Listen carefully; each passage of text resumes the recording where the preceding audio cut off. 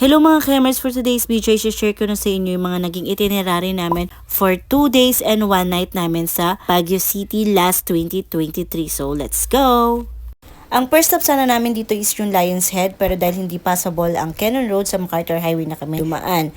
Ang first stop namin ay ang Good Taste Restaurant. Dito kami nag-breakfast. And mas busy talaga to, lalo na kung barkada o family kayong pupunta ng Baguio kasi na-enjoy namin yung food dito. Plus, ang mura pa at ang dami ng serving. And ang next talaga namin itinerary ay ang Baguio Cathedral na malapit lang din sa aming kinainan. At syempre, dahil weekends kami nagpunta, ay it's time to give thanks to the Lord. At after nga namin magsimbay, dito na kami dumiretso sa Botanical Garden at grabe ang haba ng pila dito dahil nga long weekends, expected na rin talaga yung high rates tsaka yung pila dito. Pero naman pagpasok mo naman talaga, grabe ang ganda sa loob, ang lawak.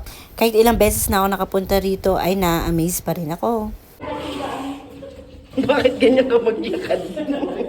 At kung hindi nyo pa natatry itong Japanese tunnel, ay nako, itry nyo na kasi grabe yung kabako rito, ang dilim din kasi. At syempre, after namin mapagod, bumili rin kami ng strawberry taho paglabas namin ng Botanical Garden. For me, ito yung the best strawberry taho na natikman ko dito sa Baguio City, yung nagtitinda dito sa may Botanical Garden. Kaya itry nyo na rito. And kinahaponan, after namin magpahinga, syempre, hindi mawawala ang pagpunta ng Burnham Park. Ayan, nagpark-park lang kami dito, naglaro lang ng soccer, nagpicnic, and nung naggabi na, nag-food trip kami sa Salibaw dito sa Burnham Park. Kumain kami ng puto bumbong, shawarma, and syempre hindi mawawala yung pag-try namin sa pagbabike. Na super na-enjoy namin kahit pagod-pagod na kami kakakandalakad, and after namin dito, nagpunta kami ng SM Baguio na sabi nila super lapit. Pero ayun, nagkandaligaw-ligaw kami at grabe pagod namin bago kami makarating sa SM Baguio.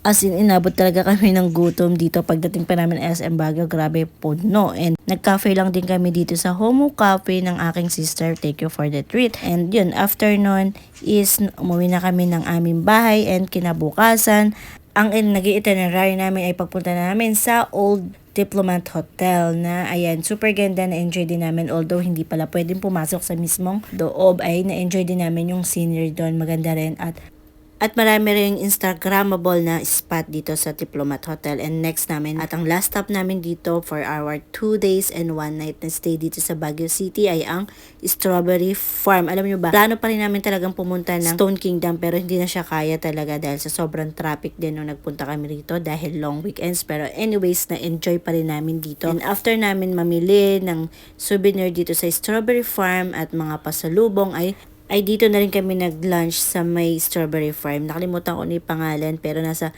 may taas siya, second floor siya ng building. So, ayan. And na-enjoy namin dito. Ang sarap dito ng isda tsaka ng bulalo, anli soup. Ayun lang mga kayamers. I hope you like this video. See you on our next. Bye-bye.